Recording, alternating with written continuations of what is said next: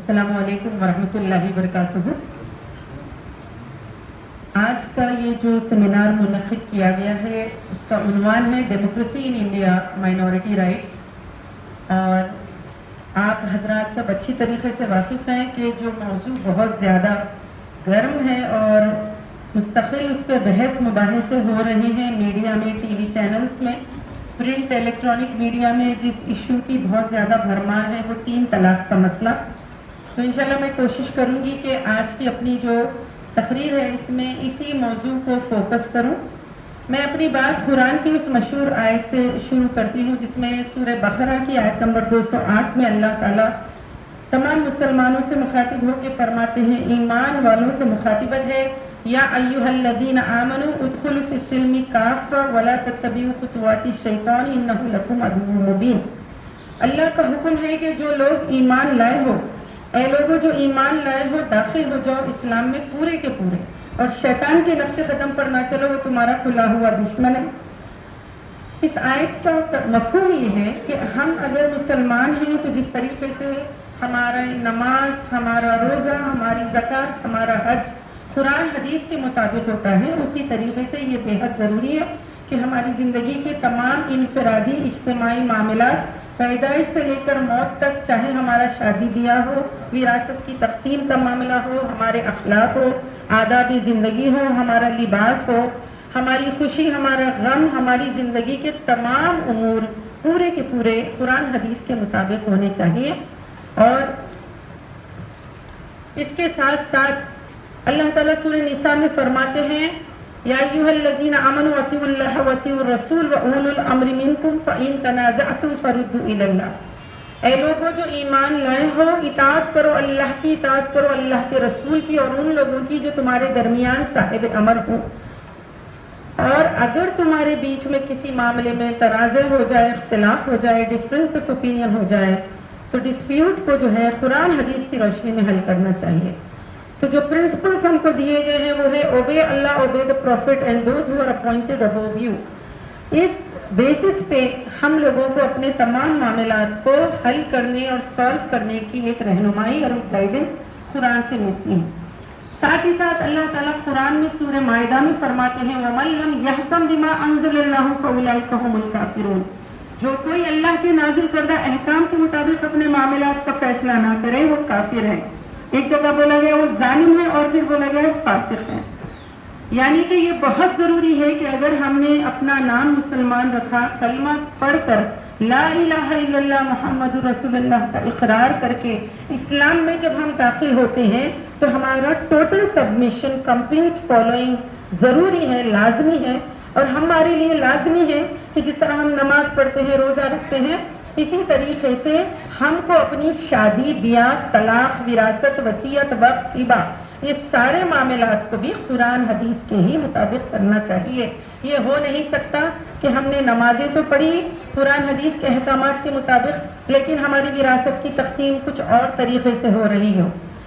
اور یہ ہو نہیں سکتا کہ ہم نے حج تو ادا کیا، رمضان میں تو روزے رکھے، تراویح کا بھی اہتمام کیا، لیکن ہم دیکھ رہے ہیں کہ ہمارے یہاں شادی اور طلاق کے معاملات کچھ اور طریقے سے ہو رہے ہیں، کہ جہاں کہیں پر بھی کوئی دوسری چیز شامل ہوگی تو پھر یہ سراسر گمراہی ہوگی۔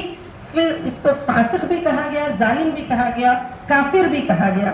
تو یہ ایمان کا لازمی تقاضا ہے۔ As a Muslim, as a person of the Muslim community, ہمارے لیے لازمی ہے، ضروری ہے، ہماری ریسپانسبلٹی اور ڈیوٹی ہے کہ ہم کمپلیٹلی اسلام کو انڈیویجول کلیکٹیو لائف میں فالو کریں، امپلیمنٹ کریں، اس کے رولز اور ریگولیشنز کو ٹوٹلی ابائڈ کریں۔ These are the instructions from the Holy Quran. And if you see the society that was there at the times of the Prophet Muhammad sallallahu alaihi wasallam, پیارے نبی صلی اللہ علیہ وسلم جب ہجرت کر کے مکے سے مدینہ گئے تو جو پہلا آپ کا فوکس تھا it was to form an ideal model Muslim society۔ اور جب مسلم سوسائٹی کی یعنی تعمیر اور تشکیل اور فارمیشن اور کنسٹرکشن کا پروسیس تھا تو family as a basic unit of the society اور نکاح کو مسلم سماج کا لازمی جز قرار دیا گیا۔ آپ صلی اللہ علیہ وسلم نے سوسائٹی کے فارمیشن میں نکاح کو سمپل بنایا، میرج کے بیسک رولز بتلا دیے، جس میں ایجاب ہے آفر، ایکسیپٹنس ہے قبول، 2 گواہوں کی موجودگی، کیونکہ لڑکی گھر چھوڑتی ہے تو اس کو کسی طریقے سے نقصان کا احساس نہ ہو، اور ساتھ ہی ساتھ مطلب اس کو ایک فائنینشیل بینیفٹ ملے۔ مہر کو نکاح میں لازمی کرا دیا گیا، مہر کا حق اور نکاح کے وقت رضامندی کا حق، right to choose the partner, یہ رائٹس ویمن کو دیے گئے۔ اور پھر یعنی ولی کی موجودگی، یہ سیکیورٹی کے لیے کہ تاکہ جو آدمی اس کو نکاح میں لے رہا ہو وہ اس کو ایکسپلائٹ نہ کرے۔ یہ بیسک رولز ریگولیشنز کو رکھ کر نکاح کو بالکل سمپل کر کے لازمی بتا کر اسلامک سوسائٹی کو ایسے کنسٹرکٹ اور فارم کیا گیا کہ گناہ، زنا اور ناجائز تعلقات پوری طریقے سے روک تھام ہو جائے۔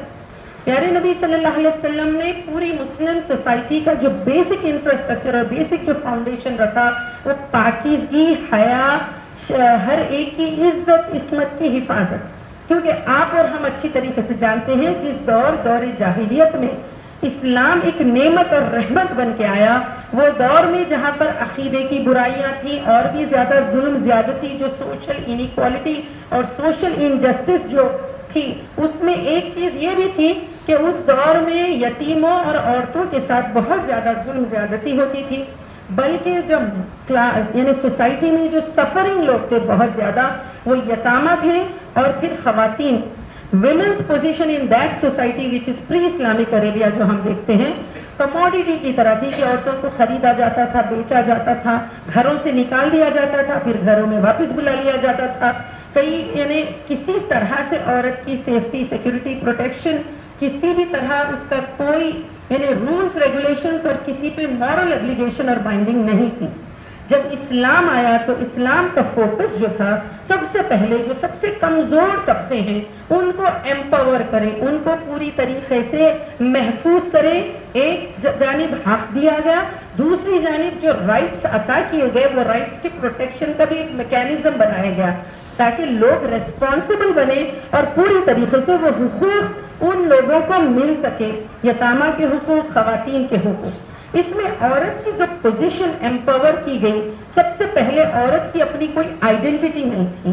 her personality itself was like she would belong to somebody but she herself was not an individual accepted in the society۔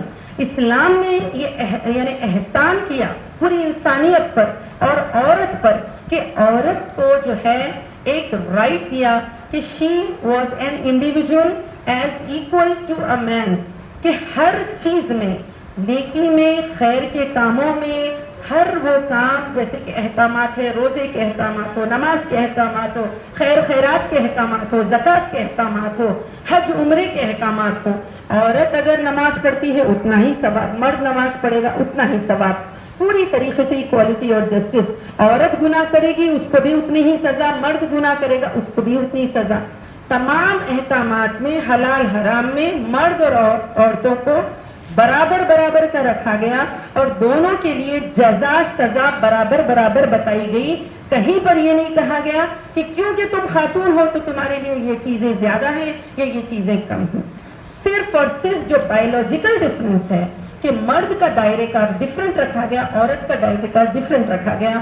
Different رکھنے کے معنی ہرگز انیکوالٹی کے نہیں تھے، ڈفرینٹ رکھنے کے علیحدہ علیحدہ کام کے جو یعنی دائرے کار تھے، کیونکہ خالق کائنات اللہ رب العالمین نے انسان کی تخلیق فرمائی اور ہماری جو جسامت ہے اور ہمارا جو بایولوجیکل بیک اپ ہے، مرد کو محنت مشقت کی پوری ذمہ داری اور گھر کو پالنے کی یعنی قوام کی ذمہ داری دی گئی۔ الرجال قوامون علی النساء، یہ بتایا گیا کہ باپ بیٹیوں کے ذمہ دار ہوں گے، یعنی یہ اللہ کا احسان ہوا عورت ذات پر اور لڑکی پر کہ جب وہ پیدا ہوتی ہے تو اس کی خود کی ذمہ داری اس کے اوپر نہیں، اس کا باپ اس کا سرپرست ہوگا، جب وہ بہن ہوگی تو بھائی اس کا سرپرست ہوگا، بیوی ہوگی تو شوہر جب نکاح میں لیتا ہے he is responsible to take care of her، اور اگر وہ بوڑھی ہو جاتی ہے تو اس کے بچوں پہ اس کی ذمہ داری ہوتی ہے۔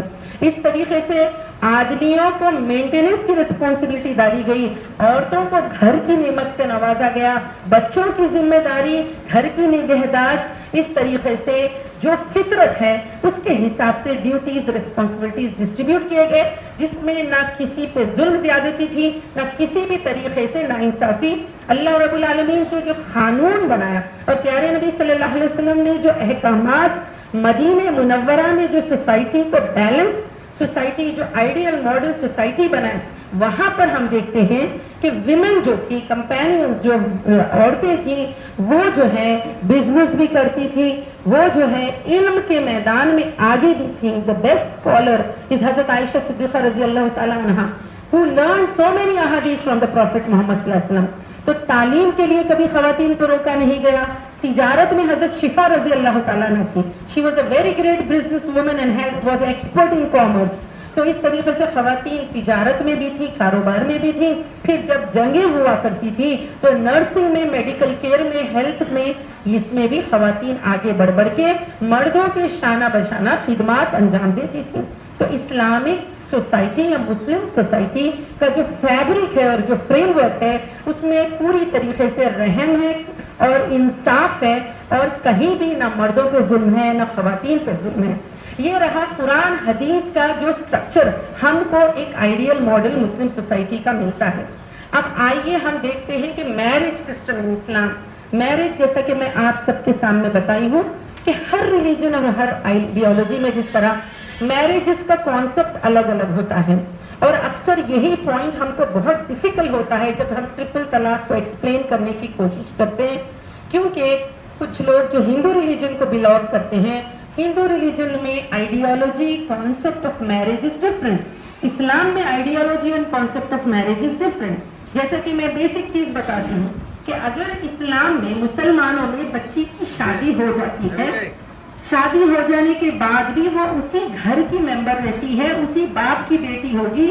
اگر خدا نخواستہ اس خاتون کی شادی کے بعد وہ بیوہ ہو جائے، ویڈو ہو جائے، یا پھر وہ مطلقہ ہو جائے، she can return to her parents, she continues to be a member of the family۔ اگر یہی چیز آپ دوسرے ریلیجن میں دیکھتے ہیں کہ ایک بار اگر ریڈی سے ٹھاکر میں اگر شادی ہو جائے تو سر نیم بھی چینج ہو جاتا ہے، she ceases to be the member of this family۔ یعنی کہ اگر ہندو فیملی میں ایک لڑکی کی شادی ہو جائے تو ان کے یہاں ریلیجن میں کانسیپٹ یہ ہے کہ یہ پرایا دھن ہے، وہ لوگ اپنی بیٹی کو پرایا دھن سمجھتے ہیں، یعنی کہ کسی اور کے گھر کی ہے، ہمارے یہاں ہم نے پرورش کی ہے، اور ہم جب ان کو شادی کریں گے تو یہ کانسیپٹ ہے کنیا دان، اس کے طریقے سے وہ لوگ ان کو دوسرے خاندان میں جہاں کا، یعنی وہ سمجھتے ہیں کہ ایک امانت ہے جو سنبھال رہے ہیں، اور وہ ان کو واپس کرتے ہیں وہ امانت۔ تو پھر اس کے بعد ایک ان کے ہاں جنم جنم کا بندھن کا کانسیپٹ ہے کہ یہ رشتہ اب اگر ڈولی گئی تو ڈولا ہی آ سکتا ہے، یعنی کہ ایک طرح کا کانسیپٹ، سوشل کانسیپٹ ہے۔ تو یہ کانسیپٹس ہندوازم میں ہیں، وہ ان کا مذہب ہے، ان کے اپنے طور طریقے ہیں۔ اسلام کے جو کانسیپٹ ہے، تو اکثر جو ٹرپل طلاق کے ایشو کو لوگ نہیں سمجھتے، کیونکہ میرج کی جو آئیڈیالوجی اور کانسیپٹ ان اسلام ہے وہ سمجھنا بہت ضروری ہے۔ اسلام میں نکاح ایک معاہدہ جس میں دو فریقین، دو partners, just like a business, you have two partners. The two partners agree to live in a marital relationship with certain duties and responsibilities. تو اسلام میں میاں اور بیوی کے حقوق ہیں، حقوق الزوجین ہیں، ڈیوٹیز اینڈ ریسپانسبلٹیز ہیں۔ Man have responsibilities and the wives also have the responsibilities۔ تو اللہ تعالیٰ نے ان دونوں کی جو ڈیوٹی ریسپانسبلٹی بتائی ہے وہ اس طریقے سے کہ دونوں ایک دوسرے کو کمپلیمنٹ کرتے ہیں۔ یہاں پر کسی کو کسی پہ باس کرنے یا کسی کو کسی پہ غالب ہونے یا سپیریئر بتانے کی بات نہیں بتائی گئی، but both have a role to play in the family system which is proportionate to their capability and their abilities۔ تو جو ان کی اپنی صلاحیت ہے اس حساب سے وہ کنٹریبیوٹ کرتے ہیں، اور فیملی یونٹ جو ہوتا ہے اس میں بچوں کی نگہداشت ہے، ان کی پرورش ہے، پرورش کے ساتھ ساتھ ان کے جو مارلز ہیں اور ان کی صحت ہے، یہ تمام چیزوں کی بھی بہت بڑی امپورٹنس ہے، تاکہ ایک گھر اور خاندان صحیح طریقے سے اس کی نگہداشت بھی ہو، پرورش بھی ہو۔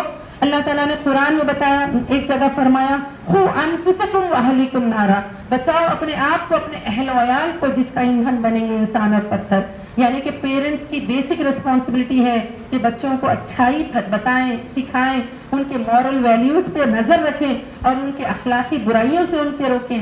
تو یہ ایک فیملی سسٹم جب ویل انٹیگریٹڈ رہے گا یہ سب چیزیں پاسبل ہوں گی. اور دونوں میں اگر کسی بھی طریقے سے ڈفرینسز ہو، حکم یہ ہے ہن لباس لکم وانتم لباس، وہ تمہارے لیے لباس ہے، تم ان کے لیے لباس ہو. مطلب یہ ہے کہ شوہر کو چاہیے بیوی کی کمزوریوں کو چھپائے، بیوی کو چاہیے کہ شوہر کی کمزوریوں کو چھپائے.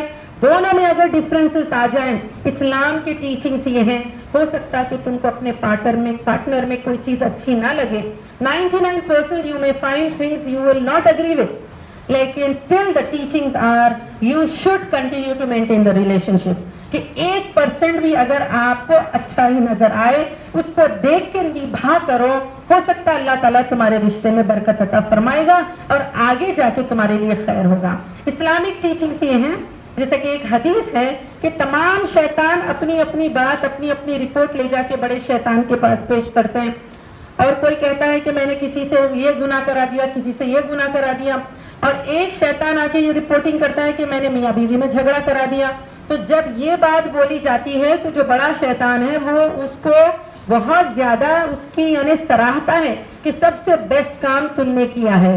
مطلب یہ ہے کہ divorce is the most disliked and not like thing in Islam, کہ آخری چارہ ہے کہ جب نبھا کی تمام کوششیں ناکام ہو جائیں، میاں بیوی کی زندگی بالکل یعنی کوششیں ہو رہی ہیں سمجھانے کی، نبھانے کی، اس کے باوجود تو اللہ تعالیٰ نے ایک ایگزٹ ڈور اور ایک ایگزٹ میکینزم رکھا، اس کے بھی رولز بتائے، اس کا بھی پروسیجر بتایا، اس کو بھی گریجول کرنے کا حکم دیا گیا، اور اس میں بھی دونوں کو حق نہیں کہ ایک دوسرے کی کردار کشی کرے، کیریکٹر اسیسنیشن کرے، ایک دوسرے کو ایکیوز کرے، بلکہ it should be very smooth, very gradual, تاکہ ایک یعنی سماج میں کسی بھی طریقے کا یعنی برائی نہ پھیلے، بلکہ سسٹمیٹک وے میں کچھ لوگ سپریٹ ہو سکیں. اور طلاق کے جو یعنی مینی ویز ہیں، ایک طریقہ ہے کہ آدمی انیشیٹ کرے تو اس کو طلاق کہتے ہیں. طلاق کا پروسیجر بتایا گیا قرآن میں ہے الطلاق مرتان، طلاق 2 مرتبہ ہے، اور تیسری مرتبہ جب آپ پروناؤنس کریں گے تو third will be the final, آپ صرف 2 بار کہہ سکتے ہیں. وہ اس وجہ سے دیکھیے آپ وہ دور جاہلیت میں ہوتا تھا کہ کئیوں بار لوگ طلاق طلاق کہہ دیتے تھے، گھروں سے نکال دیتے تھے عورتوں کو، پھر کہتے تھے کہ نہیں we didn't mean it and they would take back their women. تو طلاق کے ورڈ کے پروننسیشن پر ریسٹرکشن لگا کر کہہ دیا گیا کہ تم 2 بار کہہ سکتے ہو، اور اگر تیسری بار کہہ دو گے تو it will be final, it will be the final word and this word will have a legal implication. جس طریقے سے ہم دیکھتے ہیں نکاح کے وقت جب بچی سے پوچھا جاتا ہے کہ فلاں آدمی کے نکاح میں تم کو اس مہر کے عوض دیا جا رہا ہے، کیا تم کو منظور ہے؟ Do you agree? Do you consent? The moment she says ہاں آئی اگری، میں راضی ہوں، the words utterance itself will have a legal implication کہ اس کی رضامندی جب اس نے اپنے زبان سے کہہ دی تو پھر ایک رشتہ وجود میں آ گیا. قاضی حضرات تو بعد میں لکھیں گے، قاضی حضرات کا کام تو ڈاکیومنٹیشن اور ایڈمنسٹریٹو ہے، لیکن validity of the marriage, validity of the nikah will start once she agrees with her oral pronouncement saying I agree. تو اس طریقے سے مرد جب اگر اس کو حق ہے کہ اگر وہ اس میرج کو ڈیزالو کرنا چاہتا ہے، اسلام میں احکامات یہ ہیں فَأَمْسِكْهُنَّ بِالْمَعْرُوفِ وَفَارِغُهُنَّ بِالْمَعْرُوفِ، اگر اپنے گھروں میں رکھو احسن طریقے سے رکھو، معروف طریقے سے رکھو، اس کو عزت دے کے رکھو، اس کو کھلاؤ پلاؤ، کسی بھی چیز میں تم کو ظلم زیادتی نہیں کرنا چاہیے. وَفَارِغُهُنَّ بِالْمَعْرُوفِ، اگر تم ان کو چھوڑنا چاہتے ہو تب بھی احسن طریقے سے چھوڑو، چھوڑتے وقت بھی اس کے کچھ حقوق ہیں، وہ حقوق کو تم کو ادا کرنا ہے، اور وہ ادا کرتے ہوئے اور کسی بھی طریقے سے ذلیل نہیں کرنا ہے، الزام نہیں لگانا ہے، دے دلا کے رخصت کرنے کا حکم ہے. پیارے نبی صلی اللہ علیہ وسلم نے آخری خطبہ جو آپ کا فیئرویل سرمن تھا حجۃ الوداع کے موقع پر کہا تمہاری عورتیں ان کے معاملے میں اللہ سے ڈرو. That means the men have been told to be very fearful of Allah. in the matters of their dealing with women, کیونکہ ویمن جو ہے کمزور ہوتی ہیں تو مین ان کو ایکسپلائٹ نہ کریں. اسی وجہ سے ہر جگہ جب عورت کو حق دیا گیا مردوں کو تاکید کی گئی کہ وہ حق ان کو ادا کریں. تو اس اعتبار سے اگر میرج ڈیزالو ہوتی ہے تو ایک initiation by the husband it is the talaq. If it is by the wife it is khula, کہ وائف کہہ سکتی ہے اور وہ مطالبہ اور تقاضا کر سکتی ہے. She has a right to seek divorce and she can say I just don't want to live with this man anymore, I want a separation. اور اگر اس میں آدمی کسی طرح سے پریشانی کر رہا ہے تو قاضی کو یہ حق دیا گیا فسخ نکاح, that means he can dissolve the marriage. اور وہ میرج ڈیزالو کریں گے تو ایک طریقے سے ان کا انٹرونشن اس خاتون کے ہیلپ کے لیے ہے. تو اس طریقے سے طلاق کا حق مرد کو ہے, خلا کا حق عورتوں کو ہے. دونوں میں اگر کسی وجہ سے پریشانیاں ہو رہی ہوں, they are not reaching to any conclusion, then قاضی حضرات کو بھی یہ اختیار ہے کہ دونوں فریقین کی بات سن کر فسخ نکاح کریں. اب یہاں پر جو 3 طلاق کا مدعا بہت ہی زور و شور سے اٹھایا جا رہا ہے, کیونکہ میں ڈیبیٹس میں پارٹیسپیٹ کر رہی ہوں, میں آپ کو بتانا چاہتی ہوں ہم مسلمان یہ سمجھ رہے ہوں گے, وی مائٹ بی تھنکنگ کہ ایک وقت میں 1 ہوتی ہے, ایک وقت میں 3 ہوتی ہے, 3 کہیں گے تو 3 مانیں گے یا 3 کو 1 مانیں گے, اور اس میں مسلکی اختلاف ہے. Basically I would like to tell you, ہمارے ملک ہندوستان میں ہم لوگ جب سے ہندوستان آزاد ہوا, ہم ہندوستان میں کانسٹیٹیوشن آف انڈیا میں ہم کو شریعہ اپلیکیشن ایکٹ 1937 کے ذریعے ہم لوگ اپنے شرعی قوانین کے مطابق اپنے فیصلے کرتے آئے ہیں. اور یہ یعنی یہ کورٹ میں رول ہے کہ when both parties are Muslims the rule shall be Sharia, کہ دونوں فریقین مرد اور عورت یا 2 بھائی یا جو بھی آئیں اپنا مدعا لے کے, تو کیونکہ they belong to a community and religion, so the ruling will be according to their religion. 60 years سے ہم لوگ اسی کے مطابق اپنا معاملہ کرتے آ رہے ہیں. مسلمان 60 سال میں اس ملک میں ہندوستان میں کئی پرابلم سے گزرے ہیں. فسادات ہوئے ہزاروں, 26,000 سے زیادہ فسادات ہوئے, جس مسلمانوں کے مالی نقصان ہوا, معاشی طور پہ بہت بدحال ہو گئے. سچر کمیٹی رپورٹ بتاتی ہے کہ مسلمانہ جو ہے ایجوکیشنلی بیکورڈ ہے, یعنی ہمارا اکنامک پرابلم کتنا ہے, ہم لوگ کس طریقے سے امپلائمنٹ میں پیچھے ہیں, ہمارا پورا اسٹیٹس ہے. وہاں کہیں پر بھی 3 طلاق مسلمان کا ایشو ہے نہیں پیش کیا گیا. یعنی till the coming of this present central government Muslims کے many issues of backwardness ہے, but nowhere in any commission or in any committee it is been documented that divorce is an issue or 3 talaq is an issue of Muslim women. But since last 2.5 years this has erupted in such a way that it cannot be so instant, it cannot be unilateral, and it cannot be without any reason and justification. یہاں پر اگر ہم مسلمان یہ سمجھتے ہیں یا ہمارے ذہن میں یہ بات ہے کہ یہ مسلکی اختلاف ہے اور اسی کی وجہ سے مسائل پیدا ہو رہے ہیں, تو میں آپ کو کلیریفیکیشن اس میں دینا چاہتی ہوں کہ جو ہمارے خلاف اس وقت مائنورٹی رائٹس پر اٹیک ہو رہا ہے, وہاں وہ لوگ یہ نہیں کہہ رہے کہ 1 ہوتی ہے 3 ہوتی, کیونکہ ہم لوگوں نے آل انڈیا مسلم پرسنل لا بورڈ میں بھی یہ اسٹینڈ لے لیا ہے کہ اس ملک ہندوستان میں کچھ لوگ حنفی مسلک کو مانتے ہیں, کچھ شافعی مسلک کے بھی ماننے والے ہیں, کچھ حضرات اہل حدیث حضرات ہیں جو نہ حنفی اور نہ شافعی مسلک کے بلکہ ڈائریکٹ قرآن حدیث سے لیتے ہیں, غیر مخلدین. لیکن جو جس پریکٹس پہ ہے وہ اس پریکٹس پر رہے, جو جس طریقے سے اپنی شادی کی ہے وہ اسی طریقے سے اپنے معاملات کو اپنے جو ذمہ دار ہیں یا مسجد کے ائمہ کرام ہیں یا جو دارالقضاء ہیں, یہاں پر اگر ہم سوسائٹی میں حنفی حضرات یا حنفی سیکشن کو بولیں گے کہ آپ شافعی طریقہ اختیار کیجیے, تو یہاں سارے معاملات جو ہے کیونکہ یہ حنفی لا ہے, اسی طریقے سے شافعی کا اپنا ہے, اور ڈفرینس آف اوپینین اس وجہ سے ہے کیونکہ ہر ایک ائمہ کرام کی اپنی رائے ہے. تو مسلمانوں کا اپنا اسٹینڈ ہے کہ ہم جتنے بھی مسلمان ہیں ہماری اپنی پریکٹس اتنے سالوں سے ہے اور ہم پریکٹس کر رہے ہیں اور ہم آگے بھی پریکٹس کریں گے. It is not the domain of the Supreme Court to interfere into this matter and say that this is right or this is not right. اب کہنا یہ ہے جو ہمارے مخالفین ہیں جس میں 2 طرح کے لوگ ہیں, ایک تو یہ حکومت اور جتنے بھی یعنی حکومت کے ادارے ہیں. دوسرا نام نہاد خاتون تنظیمیں اور خواتین جو اس وقت سپریم کورٹ میں جا رہے ہیں. اب یہ دونوں کا جو مدعا ہے اور جو کہنا ہے، یعنی فرسٹ ان کا کہنا ہے it should not be unilateral. ایسے کیسے ہو سکتا ہے کہ میاں بیوی کی زندگی 10-12 سال یہ لوگوں نے زندگی گزاری اور آدمی اگر کہہ دے کہ مجھے تم کو طلاق دینا ہے تو man should not have the right to divorce unilaterally. He کی ناٹ ڈیورس. وہ لوگ یہ نہیں کہہ رہے کہ 1-3 بلکہ بول رہے ہیں کہ مرد کو حق طلاق کیوں ہے. It should be bilateral. مطلب یہ کہہ رہے ہیں کہ بیوی بھی راضی ہو. تو دیکھیے آپ جب دونوں میں اتفاق ہوگا تو شادی ہوگی، نکاح ہوگا. اختلاف ہوگا تو اگر شوہر طلاق دینا چاہے گا، بیوی کہے گی مجھے نہیں ہونا ہے، یا شوہر بولے گا مجھے نہیں دینا ہے، بیوی کہے گی مجھے طلاق دو. تو میوچل جن کمیونٹیز میں ہیں جہاں پہ دونوں کی رضامندی سے اگر ڈیورس کا پروسیجر ہونا ہے تو ہمارے پاس کورٹ کا ڈاٹا ہے جہاں پر دوسری کمیونٹیز میں ڈیورس از سو ڈیفیکلٹ. وہ لوگ 6-8 12 سال ابھی بھی کورٹ کے چکر لگا رہے ہیں کیونکہ ہر ٹائم نیکسٹ ڈیٹ ملتی ہے اور دونوں کو ریلیف نہیں ملتی، جس کی وجہ سے انلیگل ریلیشنز یا پھر اس ملک میں لیو ان ریلیشن شپ بھی بہت کامن ہو گئی ہے. تو مورالٹی سے امورالٹی کی طرف سوسائٹی ڈائیورٹ ہو رہی ہے.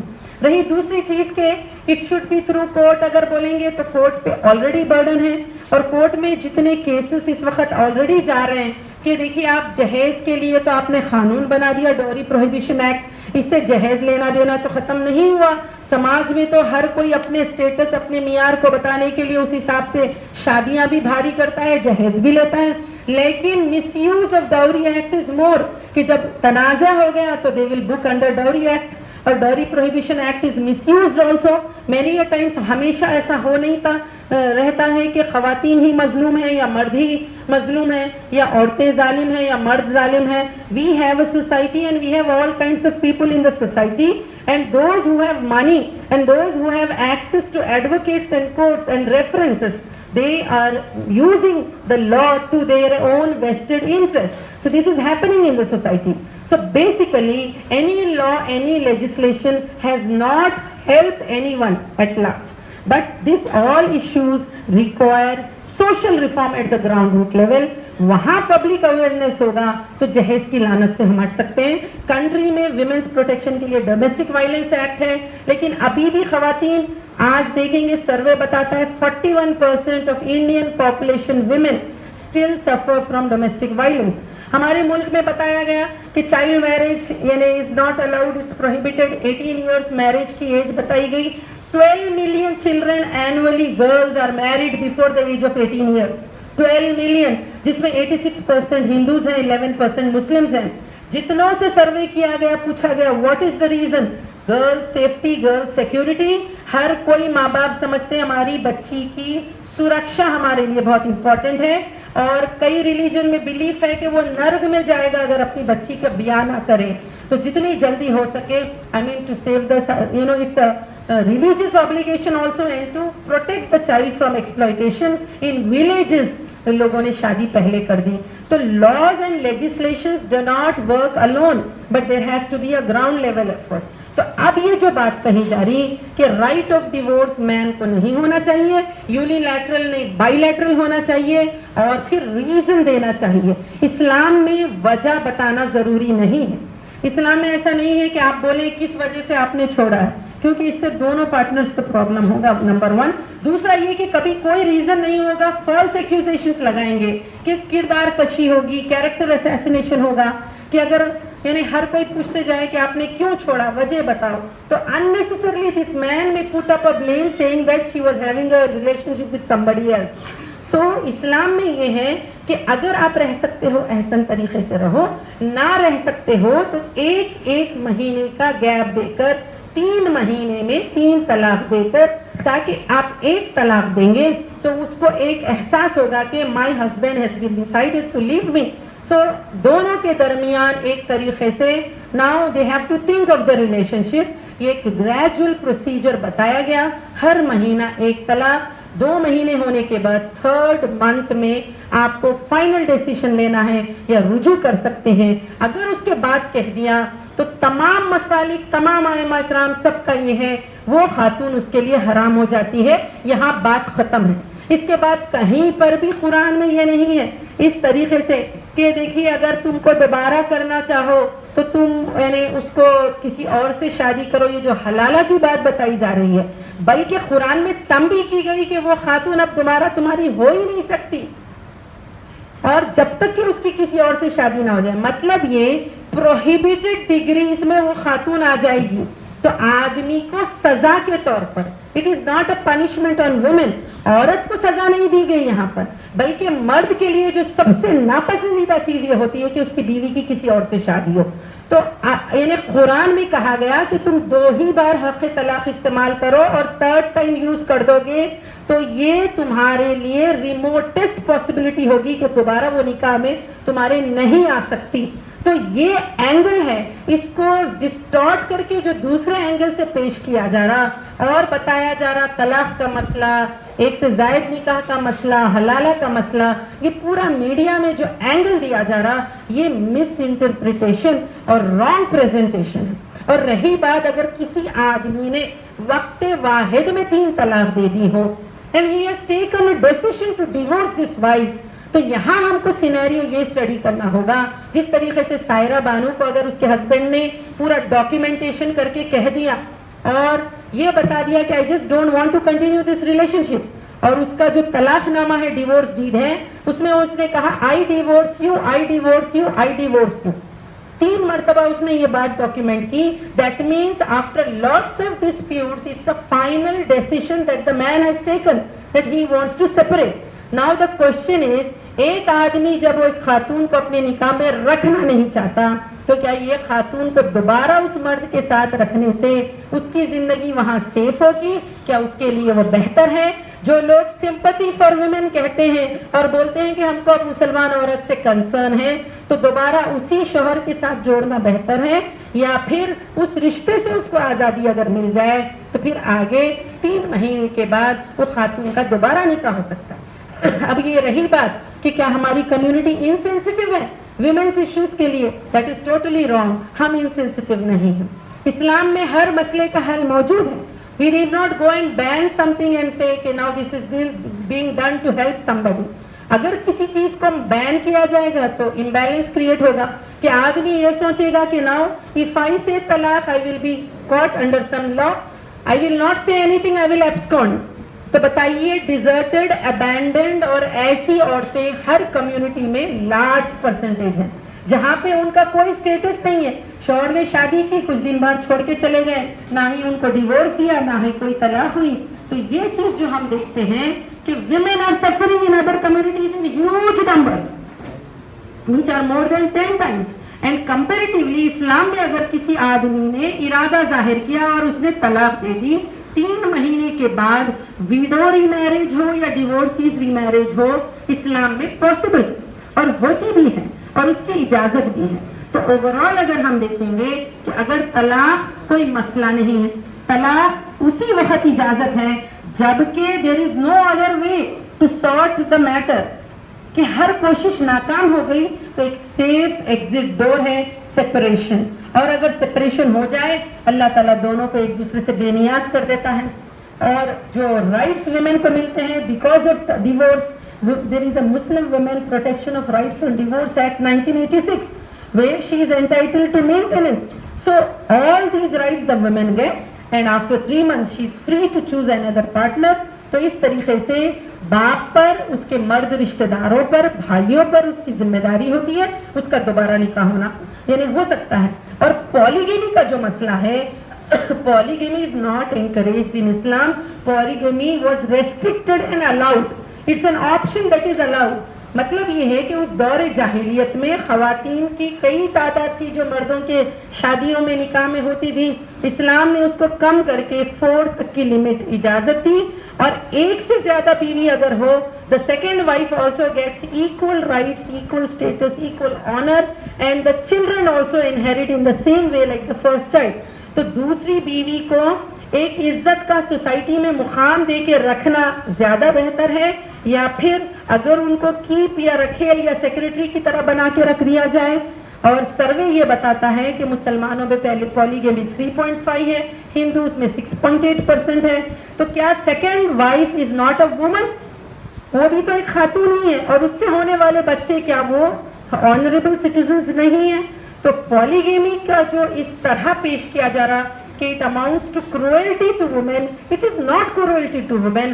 پالیگیمی از ریگولیٹڈ, اور اسلام میں یہ تعلیمات ہیں انصاف اور عدل آر دا بیسک کنڈیشنز کہ یو شوڈ ڈو جسٹس.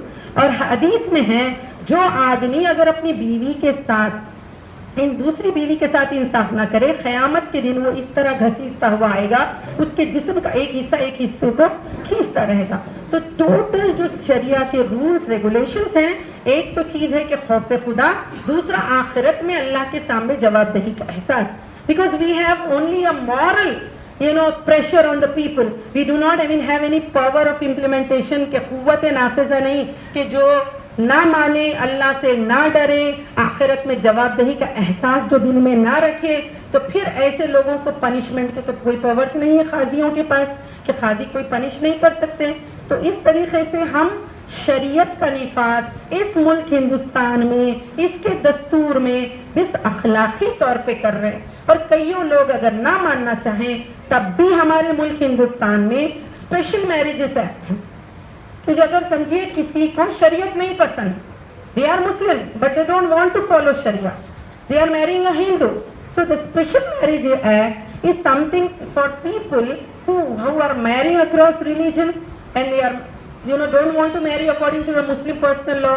تو شریعہ اپلیکیشن ایکٹ کے تحت وہ لوگ جا کے شادیاں کر رہے ہیں تاکہ ان کے جو ڈیورس پروسیسز ہیں وہ through the Shariah application act ہوں. Basically, India is a free country. It's a democracy. It is a country, ایک ایسا ملک ہے جہاں پر ہر مذہب کے ماننے والے رہتے ہیں, سب اپنے اپنے پرسنل لاز کے مطابق زندگی گزار رہے ہیں.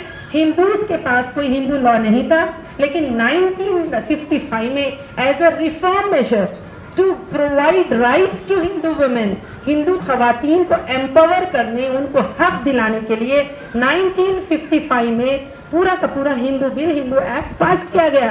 تو جو یہ قوانین بنے خواتین کو مقام دلانے اور ان کو ایمپاور کرنے, ہندو ایکٹ جو ہے وہ پورا کا پورا پریپیئر کیا گیا, ڈرافٹ کیا گیا. لیکن مسلم پرسنل لا جو ہے یہ علماء نے بیٹھ کے نہیں بنایا ہے, یہ اسمبلی میں مسلم لیڈرز نے بیٹھ کے نہیں بنایا ہے.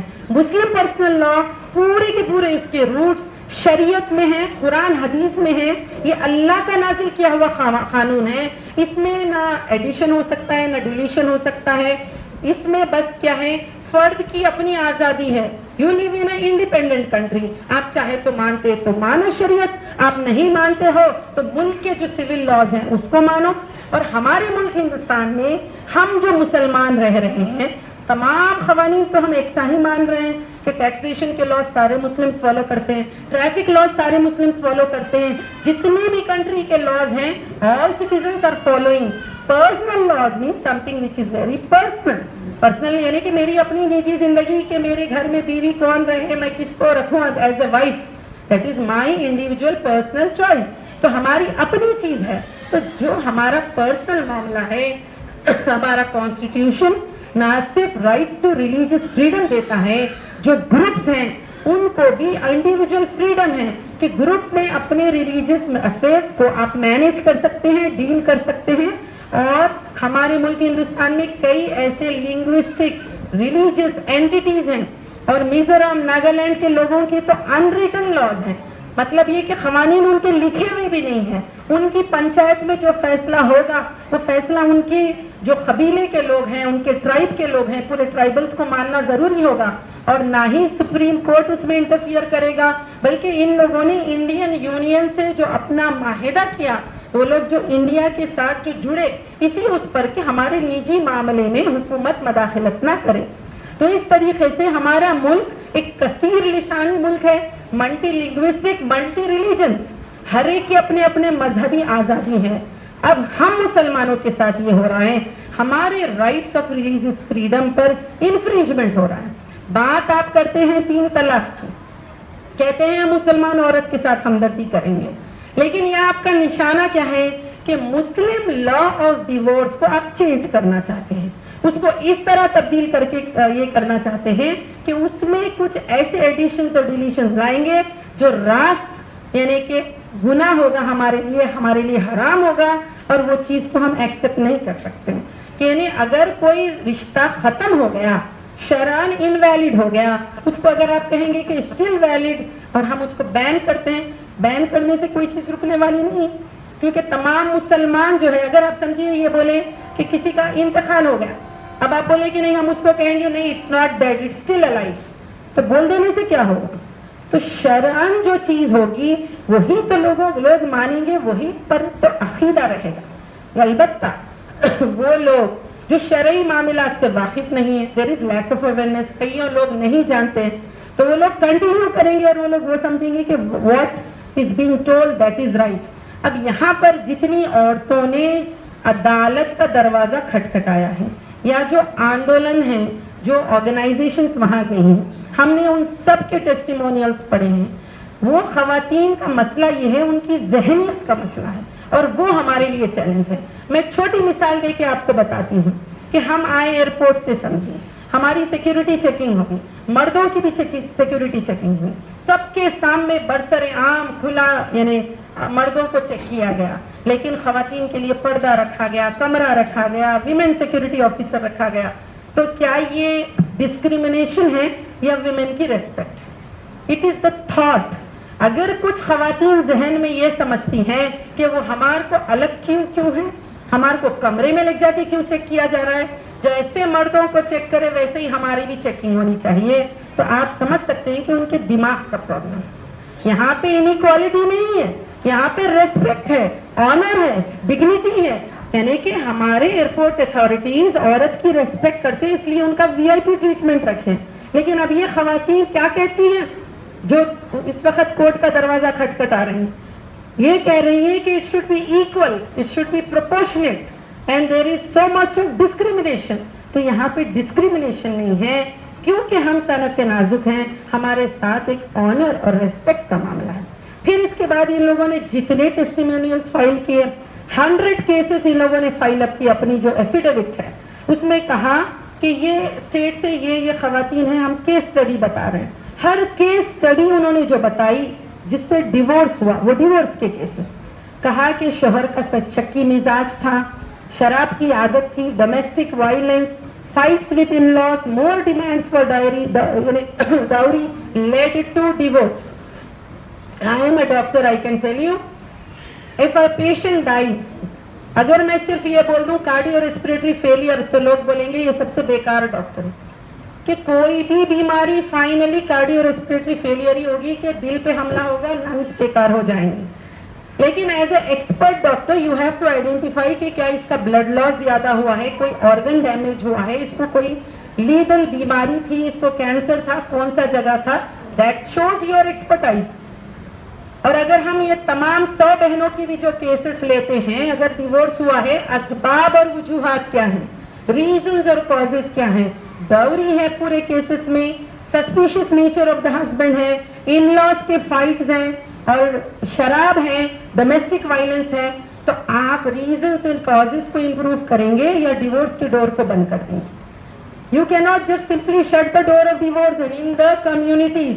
ان سماجوں میں اور معاشرے میں جہاں پر طلاق نہیں ہے، وہاں عورتوں کی کیا صورتحال ہے؟ ہمارے ملک ہندوستان میں 26,000 عورتیں سالانہ جہیز کے نام پر جلائی جاتی ہیں، ماری جاتی ہیں، خودکشی پہ مجبور ہوتی ہیں۔ This is the status of women. Gender equality میں ہم لوگ 139 نمبر پر ہیں۔ وہ ملک جو کہتا ہے بھارت ماتا، یعنی ہم اپنی ملک کو اپنی ماں سمجھتے ہیں اور ناری کا سمان کے ہم نعرے لگاتے ہیں، اس کے باوجود آج ہمارے ملک ہندوستان میں ناری کی سرکشا سب سے بڑا سلگتا ہوا مسئلہ ہے۔ فیمیل فیٹیسائڈ انفینٹیسائڈ، یعنی رحم مادر میں جو بچیاں ماری جا رہی ہیں، 4,800 بچیاں رحم میں ہی قتل کر دی جاتی ہیں۔ یہ برننگ ایشوز ہیں ہمارے ملک ہندوستان کے، جس میں ہندو، مسلم، کرسچن، عیسائی سب کو مل کر وار فوٹنگ لیول پر سوشل ریفارم کا کام کرنا ہے۔ تو ہم اپنی بات پورے ملک ہندوستان کے سامنے رکھنا چاہ رہے ہیں، اپنی ہندو بہنوں کے بھی سامنے رکھنا چاہ رہے ہیں، اپنے مسلمان بہنوں کے سامنے بھی رکھنا چاہ رہے ہیں۔ سماج میں جو ظلم زیادتی ہے اس کے لیے سوشل ریفارم، اصلاح معاشرہ، سماج سدھار کے کام کی ضرورت ہے، نہ کہ قوانین بنا کر کسی کے حقوق میں مداخلت کرنا۔ یہ جو کوشش حکومت کی جانب سے ہو رہی ہے مائنورٹیز کے رائٹس پہ انفرنجمنٹ ہے. اٹ از این انٹرفیئرنس جو کہ مسلمان قوم بالکل برداشت نہیں کر سکتی. جس وقت سے حکومت نے یعنی اس کا شیشہ شروع کیا, ٹی وی میں ڈیبیٹس آئے, مسلمانوں میں ایک بے چینی پیدا ہوئی. اور آپ دیکھتے ہیں جب گورنمنٹ نے اپنا ایفیڈیوٹ فائل کیا جس میں کہا کہ وہ لوگ بھی سپورٹ کرتے ہیں بیننگ میں, تو اس کے بعد سارے ملک کے مسلمان متحد ہو گئے اکراس پارٹی لائنز, اکراس جماعت, across all groups and sects, اور سب نے یونائٹڈ ایک بات یہ کہی, we will not allow anybody to interfere into the Muslim personal law because this is, یہ جو مسلم پرسنل لا ہے ہمارا دستوری حق ہے, دستور میں ہم کو یہ حق دیا گیا ہے, ہم اس کی دفاع کے لیے پوری کوشش کریں گے. ساتھ ہی ساتھ حکومت نے ایک کوشچنر لا دیا, لا کمیشن کا جو کوشچنر آیا ہے اس میں بھی تمام سوال اس طریقے کے ہیں. اس میں بیسک بات میں آپ سب کے سامنے رکھنا ضروری سمجھتی ہوں. ہم ہیں اقلیت,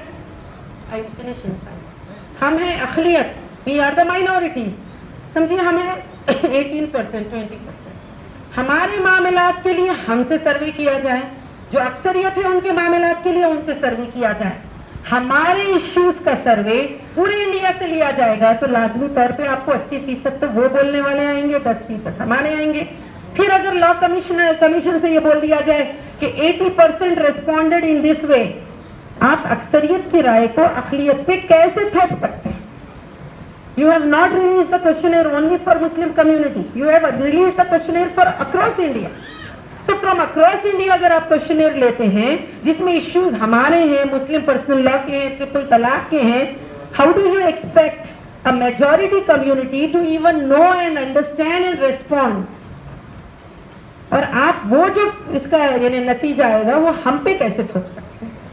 تو آل انڈیا مسلم پرسنل لا بورڈ جو کہ ایک یونائٹڈ پلیٹ فارم ہے, تمام مذاہب, تمام مسالک, جماعتوں اور مدرسے کے تمام لوگوں نے مل کر ایک فیصلہ لیا کہ we will boycott the questionnaire and we will send signatures from across India کہ ہم law commission, women commission, prime minister's office, president of India سب کو اپنی رائے سے واقف کرائیں گے, because we live in a democratic country and our rights are under attack and it is our duty to save and protect our democratic rights. تو اس کے لیے دستخطیں لی جا رہی ہیں پورے ملک ہندوستان سے. اور ابھی ہم لوگوں نے جو کولکتہ میں اپنا کنونشن رکھا اس میں بھی ہم نے یہی بات کہی کہ پہلی چیز تو یہ کہ مسلمان اپنے معاشرے میں اصلاح معاشرے کا کام کریں. Social reform is the first duty and responsibility. دوسری چیز ایسا یعنی ہم کو کوشش کرنا چاہیے کہ ہمارے مسائل ادھر ادھر نہ جائیں, اور ہماری خواتین اگر متاثر ہوں, پریشان ہوں, تو we have decided to launch helpline so that they have an access, اور اس ہیلپ لائن کے ذریعے ان کو دارالخضا سے جوڑا جائے. کیونکہ اکثر ہم دیکھتے ہیں دین کی ناواقفیت کی وجہ سے, لا علمی کی وجہ سے, جہالت کی وجہ سے ایسے واقعات رونما ہوتے ہیں جو پوری قوم کے لیے ایک طریقے سے تماشا بنتے ہیں. تو پوری کوشش ہے کہ خواتین میں اویئرنیس پیدا ہو, سوشل ریفارم کے کام کے لیے خواتین کو انکلوڈ کیا جائے. اس کے لیے خواتین کی الگ سے ایک ونگ بنائی گئی, اور کوشش اس بات کی ہے کہ مسلم سوسائٹی میں سوشل ریفارم کا کام یعنی بہت ہی منظم پیمانے پر state wise, district wise committees بنا کر یعنی کیے جائیں. اور اسی کے لیے یہاں پر بھی جو موجود حضرات, میں آپ سب سے بھی یعنی گزارش کرتی ہوں, اپیل کرتی ہوں کہ یہ جو سینیریو ہے اور یہ جو صورتحال ہے جس میں ہم لوگ انڈر اٹیک ہیں, ہمارے لیے فرسٹ رسپانسبلٹی تو یہ ہوتی ہے کہ ہم پورے ایشو سے اچھی طریقے سے واقف ہوں, اور دوسرا یہ کہ اس کو بہتر انداز میں اپنے ابنائے وطن کے سامنے بھی, naan Muslim brothers and sisters کے سامنے بھی پیش کریں. ساتھ ہی ساتھ اپنے گھروں اور خاندانوں میں بھی شریعت کے احکامات سے واقفیت اور شریعت کی اطاعت اور اتباع کتنی ضروری ہے, یہ چیز ہمارے گھروں میں بھی نہ صرف مردوں کو معلوم ہونا چاہیے, خواتین کو بھی معلوم ہونا چاہیے. اور پھر پریکٹیکلی جب ہم اس کو فالو کریں گے تو یہ چیز جو ہے بہت دور تک یعنی اس کے اثرات مرتب ہو سکتے ہیں. تو یہ کوشش ایک لانگ ٹرم کوشش ہے, اچانک کوئی چیز ہونے والی نہیں ہے. اس وقت ایک خطرے میں ہم ہیں, ہماری کوشش ہے کہ جمہوری جو راستہ ہے، پرامن جو راستہ ہے، ایک پیسفل ڈیموکریٹک میتھڈ سے ہم سب کے سامنے اپنا ایشو پیش کریں اور اپنے ساتھ لیں دلتوں کو بھی، کرسچنس کو بھی، ادر مائنورٹیز کو بھی، کیونکہ سب یہ ملک میں اسی طرح محترم شہری ہیں جس طرح سے یعنی اکثریت والے ہیں. تو ہم چاہتے ہیں کہ انڈیا کا سیکولر فیبرک مینٹین رہے اور کمیونل ہارمنی رہے، کسی بھی طرح کا یہ ہندو مسلم ڈیوائیڈ نہ بنے، بلکہ یہ ٹوٹل ایشو جو ہے، ایک گروپ ہے، ایک طبقہ ہے جو دستور کے مطابق زندگی گزارنا چاہتے ہیں، یعنی ہندوستان میں رہنا چاہتا ہے، اور ایک طبقہ ہے جو سیفرن ایجنڈا ہے جو ناگپور سے کنٹرول ہوتا ہے. اب India will decide which path it will take up. اور انڈیا کی جو تہذیب رہی ہے، انڈیا کی جو ثقافت رہی ہے، ہمیشہ ہم گنگا جمنی تہذیب کے یعنی روٹ لیول پر ہم سب کے درمیان عزت، ادب، احترام اور خلوص اور بھائی چارگی یہ تمام ہندوستانیوں میں پائی گئی ہے. تو ہم سمجھتے ہیں کہ یہ ہماری کوششیں یعنی محبتوں کو اور مضبوط کریں گی اور ہم سب دستور کا احترام کریں گے، اور یہ جو مصیبت اس وقت آئی ہے اس کو ایک احسن طریقے سے مقابلہ کریں اتحاد کے ساتھ اور ایک بہت ہی یعنی سلیقے کے ساتھ. تو ضرور انشاءاللہ آگے کی یعنی جو جنریشنز ہیں ان کے لیے ہم ایک اچھا ہندوستان، ایک اچھا ملک چھوڑ کے جا سکتے ہیں. میں ممنون و مشکور ہوں یہاں کے تمام ذمہ داروں کی کہ آپ لوگوں نے مجھے آپ حضرات کے سامنے مخاطب کرنے کا موقع دیا.